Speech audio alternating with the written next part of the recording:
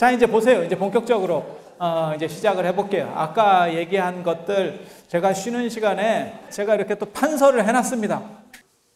이제 본격적으로 들어가 보면 중국은 크게 세 지역으로 나눌 수 있어요. 하나는 양자강 남쪽, 강남입니다. 강남 스타일이라는 말이 원래 중국의 양자강 남쪽에 시작되는 거예요. 양자강 남쪽. 그리고 원래 이 양자강은 장강이 원래 이름이고 그냥 양자강이라고 많이 알려졌기 때문에 그냥 양자강이라고 쓰는 거예요. 전 세계에서 세 번째로 긴 강. 전 세계에서 제일 긴 강은 아마존강. 눈물을 흘리는 아마존강. 들어보셨어요? 아마존의 눈물 이런 걸? 그 다음에 두 번째는 이집트의 나일강. 세로로다가 이렇게 찢어지는 애 있잖아요. 그죠? 그리고 이제 세 번째로 긴 강이 장강, 양자강입니다. 그리고 중국 문명 하면 가장 대표적으로 떠오르는 강 황하. 그리고 그 위에 중국집 하면 제일 많이 떠오르는 거 만리장성 북경 상해가 삼강체제지. 좀 잘 나가는 중국집의 삼강체제. 예. 싼 데는 만리장성이라고 잘 안 써. 좀 비싼데 만리장성. 그렇게 해서 자, 봐보세요. 원래 중국의 전통적인 지역은 여기예요. 여기. 이 섬서성을 중심으로 해서 여기가 장안, 낙양 이렇게 있어요. 장안, 낙양. 장안이라고 하는 데가 우리나라 사람들도 가장 북경과 더불어서 북경 상해와 더불어서 가장 널리 알고 있는 게 장안. 장안의 명물, 장안의 제인, 장안의 최고 이런 식으로다가 쓸 정도로 외국 도시 중에는 지금은 서안이라고 불리는데 그 장안 13왕조의 수도입니다. 그리고 조그만 나라까지 치면 17개 왕조의 수도였었던 데요. 그리고 그 옆에 이제 낙양이 있어. 낙양. 낙양은 9개 왕조의 수도예요. 낙양 들어보셨죠? 낙양 하면 제일 유명한 게 뭔지 아세요? 공동묘지. 그 공동묘지 이름이 뭔지 아세요? 북망산이에요. 얼마 안 남았잖아. 모르시면 어떡해. 그래서 이상의 부인이 있잖아요. 그 양반이 하는 것 중에 성주풀이가가 있어요. 그러면 뭐가 나오냐면 낙양성 심리하에 높고 낮은 저 무덤엔 영웅호걸이 몇몇이냐. 에라만. 그치? 이런 성주풀이가 알 정도면 또 오래된 사람이요. 낙양성에 심리쯤 되는데 그 노래가 사실입니다. 낙양성 심리쯤엔 되는데 높고 낮은 무덤이 있대. 그게 북망산이요. 거기는 보통 사람 무덤이 아니고 귀족들만 묻히는 귀족 공동묘지예요. 그러니까 왕이라든지 제후라든지 이런 사람만 묻혀. 일반 사람들, 삐리한 사람들은 못 묻혀. 우리나라 사람 중에서 거기에 묻힌 사람 중에 제일 유명한 사람 백제의자왕 무덤도 거기서 발견됐어. 자, 그렇게 해서 거기에 높고 낮은 무덤들이 많이 있다는 거예요. 그게 북망산천이야. 그렇지만 저기에 영웅호걸이 몇몇이 있느냐. 다 영웅호걸 아니냐. 잘 나가던 한 시대에 획을 긋는 잘 나가는 사람들 아니냐. 그런데 그 사람들 지금 죽어서 뭐하냐. 다 자빠져서 흙됐다. 그러니까 살았을 때 놀아야 된다. 그게 성주풀이가 아니오. 그리고 그게 실제로 있는 걸 해서 얘기하는 거예요. 그래서 우리나라에서 제일 이제 죽음과 관련돼서 유명한 게 북망산하고 황천도 들어보셨죠? 황천은 이 황하의 북쪽에 있어요. 거기에 이제 황천, 이게 협곡이 져가지고 거기서 물이 막 급류가 흐릅니다. 그러다 보니까 더 노래. 황하가 원래 저게 목욕탕의 황토탕 비슷하거든요. 근데 거기는 막 급류가 치니까 더 막 이렇게 노란 거예요. 그래서 거기를 이제 황천. 거기를 어떻게 건너겠느냐. 그 급류가 치는 거기를 어떻게 건너겠느냐. 이렇게 해서 거기 건너가면 절단 난다. 그래, 황천. 아니, 그런 거예요. 실제로 다 있는 지명이에요.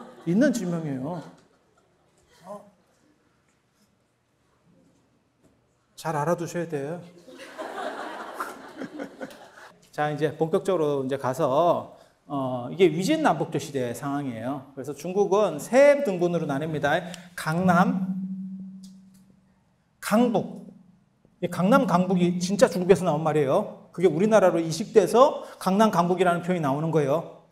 강남 강북. 그 다음에 만리장성 바깥쪽에. 여기는 유목민의 땅이에요. 저 만리장성이라고 하는 게 그 만리장성 쌓은 요 길이 지금은 이제 기후가 달라서 바뀌었는데 요 길 밖으로 나가면 밭농사가 안 된다는 거예요. 강우량이 적어가지고. 그래서 그 농사하고 유목의 한계점에다가 만리장성을 쌓았다고 예전에. 그래서 여기는 농사 짓는 땅, 여기는 밭농사 땅, 여기는 논농사 땅, 그 다음에 저 위에는 유목이에요. 유목. 말 타고 다니면서 풀 뜯게 하는 애들 있잖아요. 예. 그래서 여기를 누가 장악했냐면 나중에 조조의 위나라, 그 다음에 진나라, 사마염, 사마소의 진나라가 통일을 했어요. 그런데 그때 지금하고 우리하고 시대가 비슷해요. 되게 재밌어. 사람들이 귀족적이고 현학적인 거, 현학이라고 아세요? 이렇게 오묘하고 신비하고 이런 것들에 대해서 이렇게 경도돼요. 그리고 힘든 일 하기를 싫어한대. 힘든 일 하기를 싫어했대. 그런데 이때 북방에 있는 이런 5개의 유목민들이 있었어요. 그 유목민들을 사부작 데려다가 노동자로 고용을 했어요. 그게 가능했던 이유는 뭐냐면 저 당시에 기상이변이 있어가지고 초원에서 풀이 잘 안 자라. 그러니까 이 유목민들이 먹고 살 게 별로 없는 거야. 그래서 어떻게 하지? 하고 했는데 밑에서 저임금으로 야 싸게 줄 테니까 이렇게 한번 와서 일해볼래? 먹고 살 거 해결해 줄게? 이러니까 와서 사람들이 일을 한다는 거예요. 이렇게 해서 이 유목민들이 와가지고 사부작 이제 일을 하게 된 거예요. 그래서 밑에 이렇게 일들을 하면서 그러니까 위에 이제 한족들은 편하게 사는 거지 힘든 일은 저 밑에서 다 하는 거고 그렇게 살고 있었는데 어느 순간 쟤네가 이거 안 되겠는데 이런 생각들을 들었다는 거예요. 그래서 걔네가 사람이 어느 정도 숫자가 되니까 반란을 일으켜버렸어요. 그러니까 이 진나라가 무너지고 유목민들이 원래 힘은 좋습니다. 그리고 잘 싸워요. 힘 좋고 잘 싸워요. 그건 뭐 몽고 이런 거 생각하시면 돼요. 그렇게 해서 이 진나라가 남쪽으로 도망을 가요. 위에는 깨지는 거고. 그래서 남쪽으로 왕조가 옮겨간 게 동진이라고 하는 나라입니다. 동진. 그리고 이 북쪽에 있었던 나라를 서진이라고 하는 거고. 그래서 이 강남으로 옮겨갔어요. 한족들은 옮겨가고 이 북쪽에는 이 5 민족들, 선비, 흉노, 갈저강이라고 하는 5 유목민들이 내려와서 유목민 집단, 오랑캐? 이 표현은 굉장히 제가 안 좋아하는 표현인데 왜냐하면 오랑캐가 사람을 좀 멸시하는 표현인데 중국 사람들 입장에서는 우리도 오랑캐거든. 우리도 오랑캐라고. 동이서육 남만 북적 할 때 우리도 오랑캐거든. 그래서 별로 안 좋은데 마땅한 표현이 없으니까 그냥 써봅시다. 이 5개 유목민들이 내려와서 중국 여기를 장악하게 되는 거예요. 중국의 메인 쪽을. 그래서 여기서 총 16개 왕조가 난립해요. 생겼다 없어졌다. 그게 5호 16국이라고 하는 겁니다. 5호 16국. 그리고 남쪽으로 내려간 이 동진은 한족 안에서 나라가 바뀌어요. 그게 동진, 송, 제, 양, 진에서 6개 왕조가 있어요. 그래서 이걸 육조시대라고 하는 거예요. 이 중에서 양나라가 나중에 유명한 황제가 나오지. 불교에서는. 그게 누구냐면 양무제. 달마대사랑 얘기했었던 양무제. 달마대사랑 다이다이 붙었잖아요. 그래, 달마대사 삐쳐가지고 저 양자강 건너서 이렇게 올라가는 거잖아요. 그 갈대잎 하나 딱 꺾어가지고 촥 간다는 거 아니에요. 양장에서 그 갈대잎을 꺾어서 막 서핑을 하면서 간 거 아니에요. 그런 얘기 못 들어봤어요? 그런 얘기 있어. 거기까지 다음 주 목요일날 할 수 있을란가 모르겠다. 아무튼 가봅시다.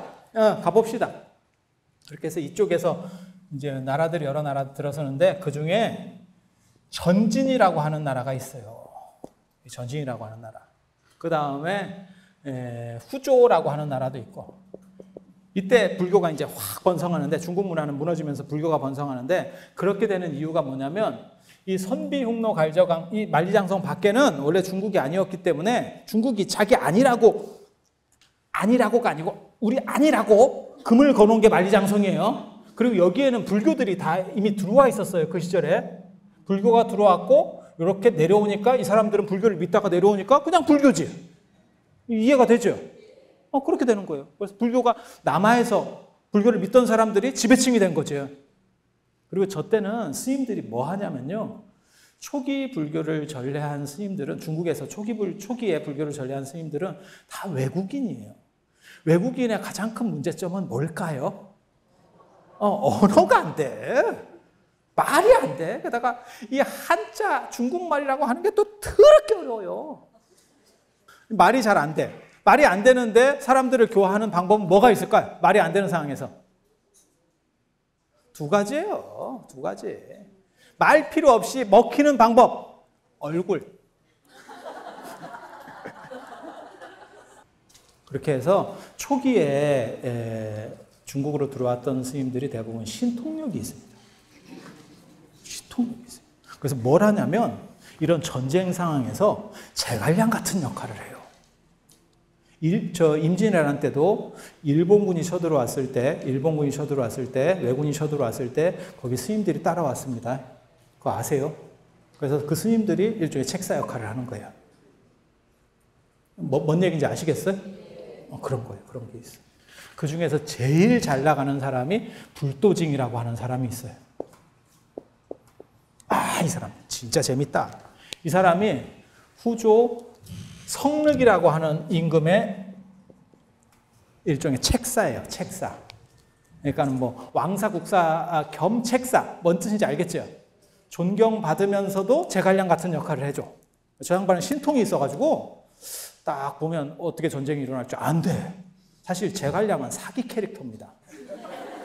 제갈량은 그건 역사 속에서 나오는 게 아니고요. 그냥 소설 속에서 나오는 거예요. 그건 전부 다 사기입니다. 그리고 제갈량이 그래도 딴 사람보다 제일 앞섰던 건 뭐냐면 첩보전의 거의 시조입니다.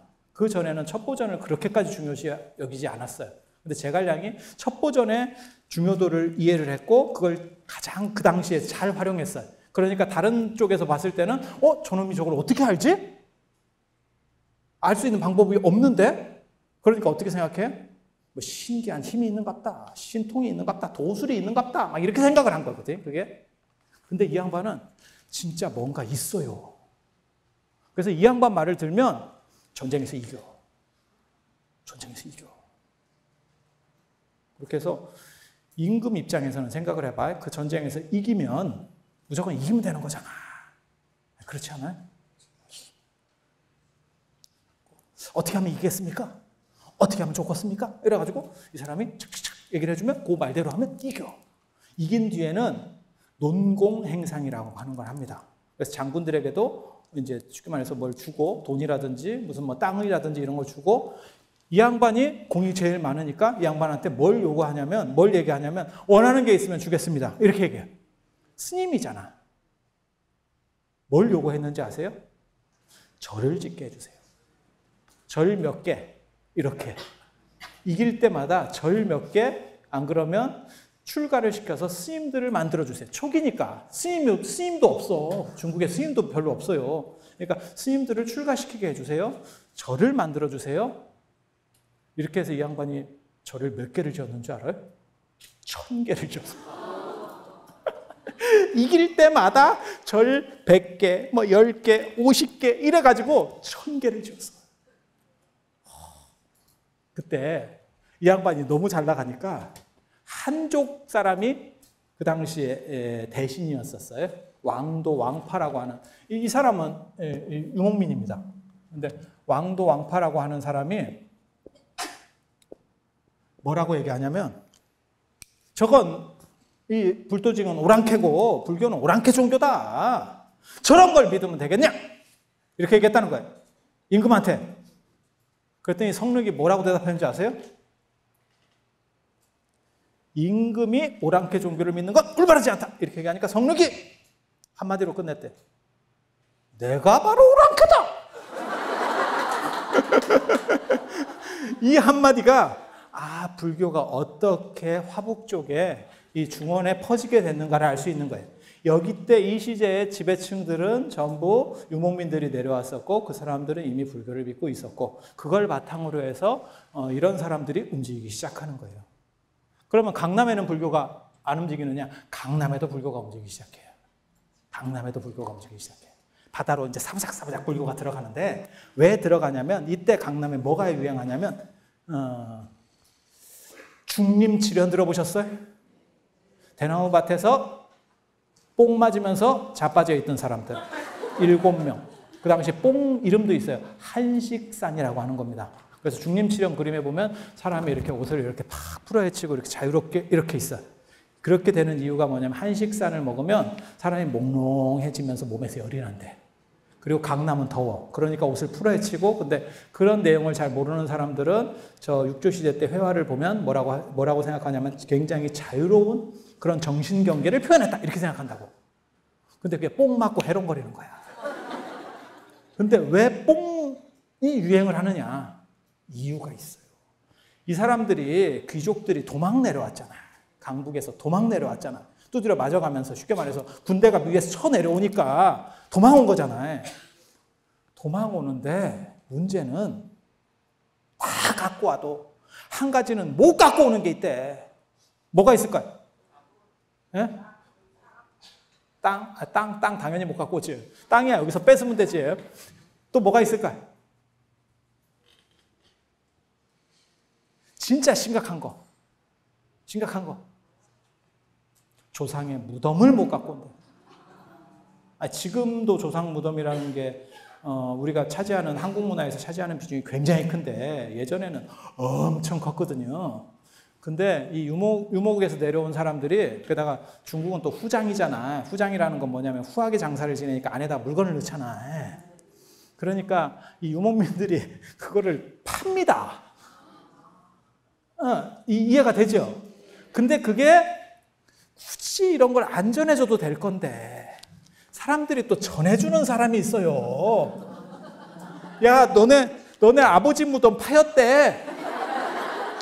미치지? 조선시대라고만 생각해봐. 지금도 부모님 무덤이 파였어요. 이러면 사람이 눈깔이 뒤집어질 시절인데 조선시대 때 그런 일이 있다고 생각을 해봐. 그러면 이건 진짜 잡아 죽인다고 합니다. 불공대천의 원수라는 거예요. 같은 하늘을 이고 살 수 없는 원수. 누군가는 죽어야 된다는 거예요. 그게. 네. 그래서 그런 식으로 되면 생각 같아서는 가서 패 죽이고 싶은 거예요. 이해가 되죠? 가면 내가 죽어. 현실은. 그러면 어떤 일이 벌어져요? 이런 귀족들이 어떻게 행동을 하냐면, 그러니까 일반 평민의 무덤은 파지도 않아요. 왜? 좋은 게 들어있어야 파지. 예전에 한나라 문제가 한 얘기가 있어요. 문제가 이제 나이가 많아지니까 옆에 신하들이 뭐라고 얘기했냐면, 이 무덤을 크게 해야 도굴이 안 됩니다. 이랬더니 그 문제가 성군이거든요. 굉장히 정치를 잘하는 사람이거든요. 그러니까 뭐라고 얘기했냐면, 무덤을 제 아무리 크게 한들 속에 훔쳐갈 것을 넣어놓으면 언젠가는 도굴이 된다. 무덤을 작게 해도 시체만 넣어놓으면 누가 그걸 일부러 파겠느냐. 말은 맞지? 자기 무덤도 나중에 도굴됐어요. 아이러니하게도 말은 그렇게 했는데, 근데 일반 평민들 무덤은 별로 도굴할 필요가 없고, 시체 보려고 누가 도굴을 하겠어요, 그죠? 뭔가 징계한 게 있으니까 큰 무덤, 귀족 무덤, 왕릉 이런 걸 도굴을 하겠지. 그렇잖아요. 그래서 권력은 있고 밑에서 힘이 있는 사람들이야. 근데 올라갈 수는 없어. 이기지를 못해, 힘으로는. 그러니까 어떻게 돼요? 현실로부터 도피하고 싶은 거예요. 현실을 직시하고 싶지 않은 거예요. 우리 아버지 무덤이 파였어. 우리 할아버지 무덤이 파였어. 이건 너무너무 충격인 거예요. 그 당시 사람들에게. 그러니까 어떻게 돼요? 뽕 맞고 있는 거예요. 뽕 맞고 있는 거예요. 그러면서 무슨 생각을 하냐면 현실에서부터 시선을 돌려서 진리라고 하는 건 뭔가 이런 데에 대한 생각을 해. 왜? 현실을 직시했을 때는 해결할 방법이 없어. 그러니까 요거보다 한 단계 높은, 그러니까 내 아버지 무덤이 파이는 것보다 논점이 훨씬 높은, 파일 수도 없고 안 파일 수도 없는 그 이전 상태. 뭔 얘기인지 알아들으시겠어요? 그러니까 본질적인 거. 이렇게 진리적인 거, 본체적인 거를 생각을 하니까 이거는 불교하고 통하죠. 그래서 이 당시에 반야 공사상이 일로 들어가요. 그리고 본질은 더럽혀질 수 없다. 불성사상. 그래서 반야 사상과 불성사상이 남쪽에서 유행을 하기 시작합니다. 그러니까 이거는 한족들이 현실로부터 뭔가 다른 대안을 찾으려고 했었던 그 시대적 요청에 의해서 남방에서는 이렇게 불교들이 움직이기 시작하는 거고, 북쪽에서는 북방에 있는 유목민들이 원래 불교를 믿던 유목민들이 내려와서 결국 이렇게 불교가 되는 거예요. 그래서 불교가 쫙 중국에 일세에 퍼져버리게 되는 거예요. 그때 유명한 사람이 나옵니다. 유명한 사람. 전진이라고 하는, 전진 들어보셨어요? 가수 말고. 전진이 역사책에 나와요. 전진의 부견이 고구려 소수리망 2년에 불교를 전해줬다. 그 기억납니까? 기억은 안 날 거예요. 여러분들에게 있어서 이게 중학교 교과서에 나오는, 중학교 국사교과서 1학년 거에 나오는 거거든요. 전진의 부견이 중국에 보면 백곡 지역이 있어요. 그게 양양이에요. 양양성을 함락시키면 중원을 움직일 수 있어요. 우리나라에도 그런 비슷한 데가 있어요. 그게 이제 백제하고 신라하고 싸울 때 보면 관산성 전투라고 나와. 관산성. 지금 대구 쪽, 대전 쪽입니다. 세종시 조금 밑에 쪽에.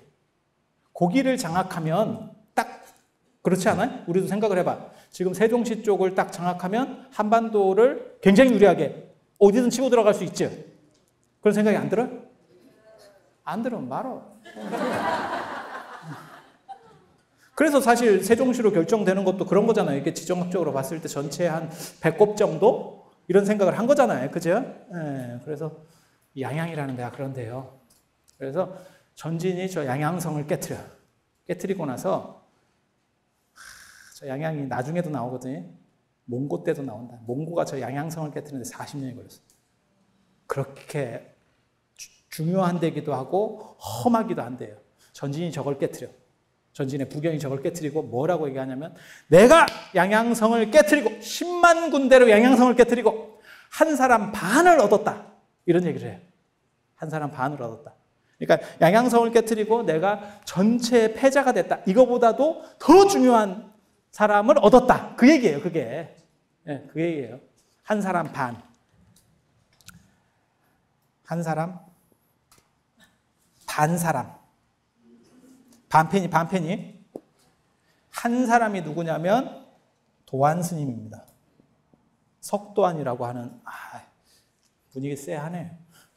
잘 모르시는갑다. 몰라도 돼요. 이 양반이 나와야 그 다음 사람이 나와. 유명한 사람을 끌어내기 위해서 저 사람이 필요해. 그러니까 도안 스님이 한 사람이고, 반 사람이라고 하는 사람이 있어요. 반 사람. 그게 습착치예요. 습착치. 또 처음 들어보는 사람이 쎄하네. 이 습착치가 누구 조상인지 아세요? 지금 시진핑 조상이에요. 시진핑이 습시예요. 습시. 습착치가 엄청난 천재락 하는 거예요. 엄청난 천재라고 하는 거예요. 그래서 신문이나 이런 데 보면 사해 습착치. 천하에 나 같은 사람이 없다. 이렇게 막 교만을 떨거든. 그러다가 도안 스님 만나가지고 깨갱 했다는. 그래서 이게 이 사람이 반 사람이 된 거고, 반편이가 된 거고, 머리 진짜 좋은 사람이에요. 그리고 도안 스님이 한 사람. 그러니까 무슨 얘기를 하고 싶은 거냐면, 부견이라고 하는 사람이 중원을 장악하면서 거기서도 메인으로 친 건 스님이라는 거예요. 스님. 그러니까 불교가 그만큼 이제 중요시되기 시작했다는 걸 얘기할 수 있는 거죠. 큰 스님을 얻은 것만큼 좋은 건 없다. 지금 그렇게 되는 거죠. 그래서 도안 스님을 탁 모셔놓고 법을 가르침을 듣는데, 도안 스님이 저보다 더 대단한 스님이 있는데 왜 그 스님을 모시지 않습니까? 라고 한다는 거예요. 아니, 중국에 스님만한 사람이 있습니까? 참,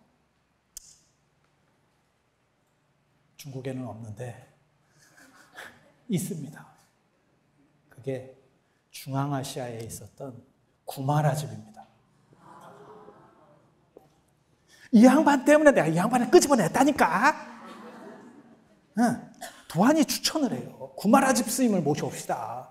그러면 장안불교가 완전히 바뀝니다. 중국 불교가 완전히 바뀝니다. 이 당시에는 체계가 안 섰어요. 불교가 체계가 안 섰어요. 이제 스님들도 많이 늘어나고 절도 많이 늘어났는데 체계를 세울 수가 없는 거야. 한국 불교에서 저렇게 체계를 세운 스님이 자장률사예요. 자장률사. 그래서 계율을 통해 가지고 어떻게 해야 돼? 라고 해서 스님들을 갈래를 치는 거예요. 그래서 구마라집 스님을 모셔옵시다. 그랬더니 스님이 원하신다면 오케이. 그리고 또 뭐가 있냐면 고승이 한 명이 오면 문화가 확 올라가요. 그 당시에는. 그러니까 단순히 종교의 문제가 아니에요. 선진 인도 문화가 쫙 올라가면 그게 나라가 강해지는 겁니다. 그래서 전진의 부견이 그러면 군대를 해서 중앙아시아를 갑시다. 그런데 자기는 임금이니까 자기가 갈 수는 없으니까 저 거리가 멀거든요. 중앙아시아 쪽에 거리가 멀거든요. 그러니까 자기가 직접 안 가고 누구를 보내냐면 장군, 여광이라고 하는 장군을 보냅니다. 그건 있을 수 있는 일이잖아요. 그죠? 여광을 보냈어요. 사령관으로 여광을 딱 보냈어요. 그래서 군대를 빼서 구마라집 나라를 쳐요. 이게 구자국입니다. 구자국. 중앙아시아에서 구자국. 그래서 이 사람이 구시오. 옛날에는 다 그렇게 붙였어요. 불도징 하면 인도 사람이라는 얘기고, 불도징 하면 불자가 들었잖아요. 부처 불자에. 그러면 그 인도 사람이라는 뜻이에요. 그래서 구마라집 이러면 이게 구자국 사람이에요. 그래서 그 나라 이름을 성으로 성같이 붙여놓는 그런 풍습이 있어요. 그래서 구마라집. 그래서 여광에게 군대를 주니까 여광이 가서 얘기를 해요. 구마라집이라고 하는 사람은 구자국 왕이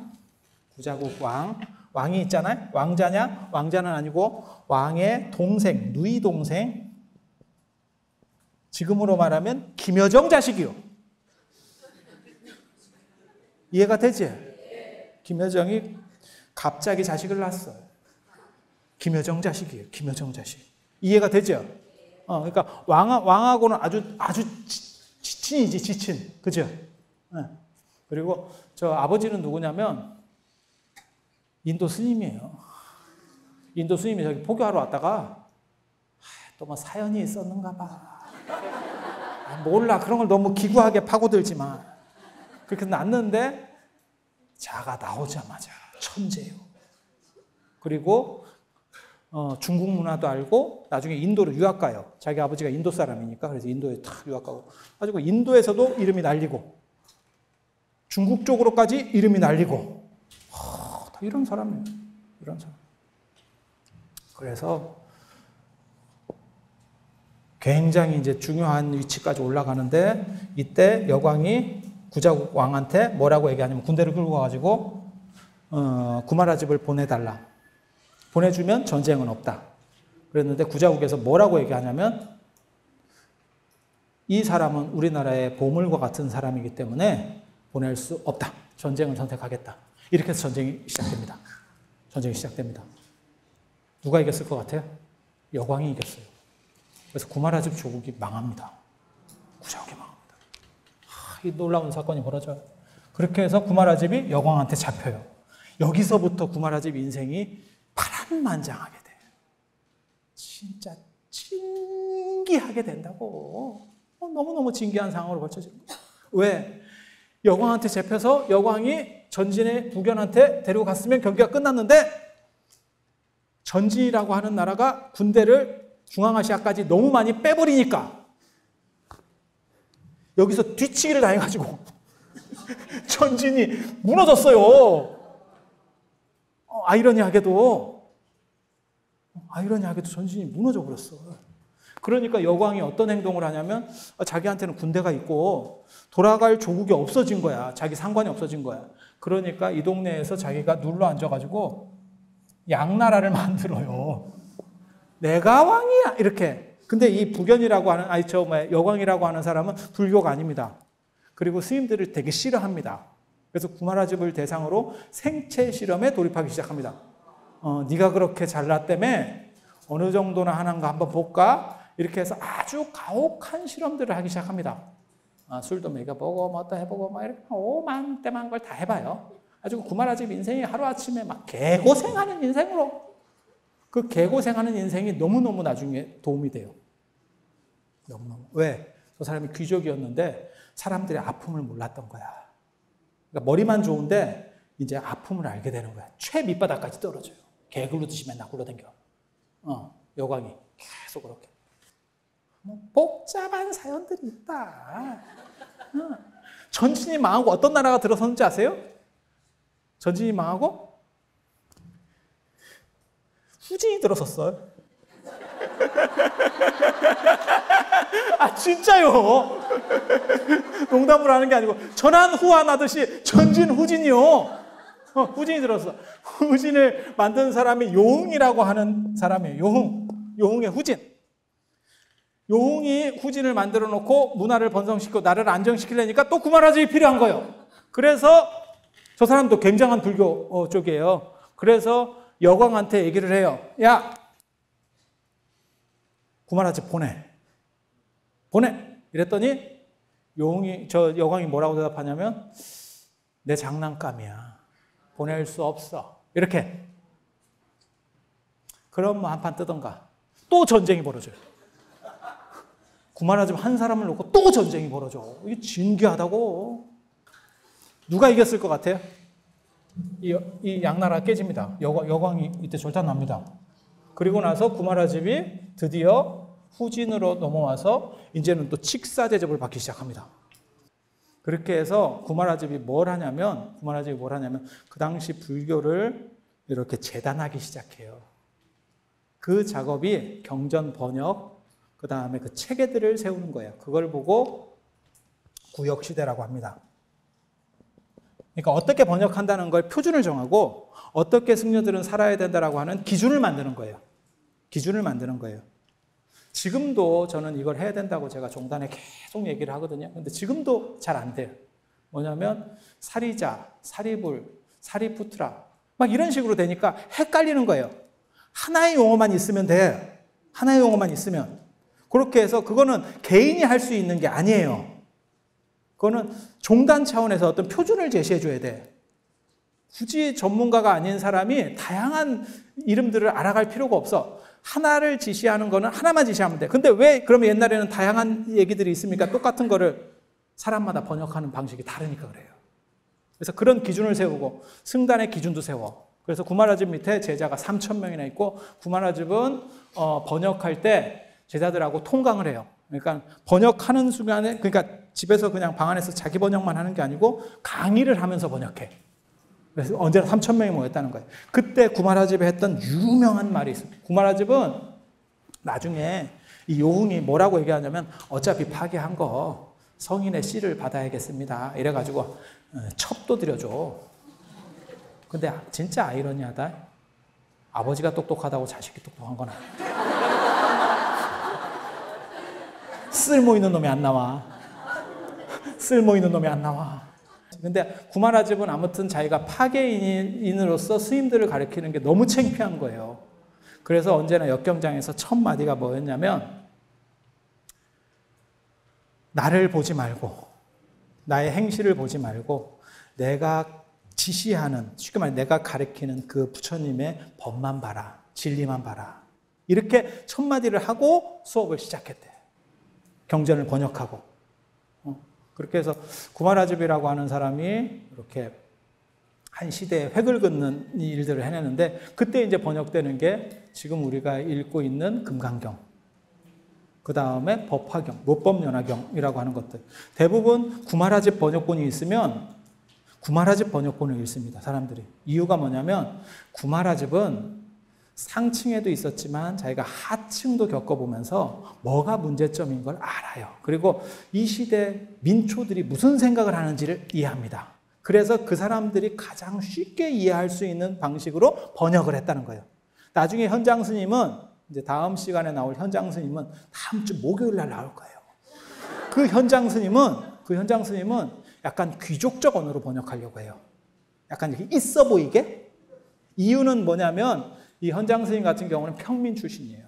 그래서 약간 있어 보이는 걸 좋아하고 구마라집은 귀족 출신이기 때문에 그리고 자기가 밑에서 한번 굴러봤잖아요. 그러면서 이 사람들이 원하는 걸 아는 거예요. 그렇지, 민중은 무엇을 원하는가?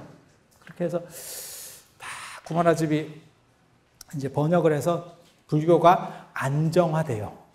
정전도 번역하고 체계를 잡아서 안정화해. 이때 인도에서 불타발타라라고 하는 스님이 나옵니다. 불타발타라라고 하는 스님이 중국으로 옵니다. 아주 유명한 스님이에요. 나중에 60권 화엄경을 번역하는 스님입니다. 그래서 구마라집이 유명하다는 얘기를 듣고 구마라집한테 갔더니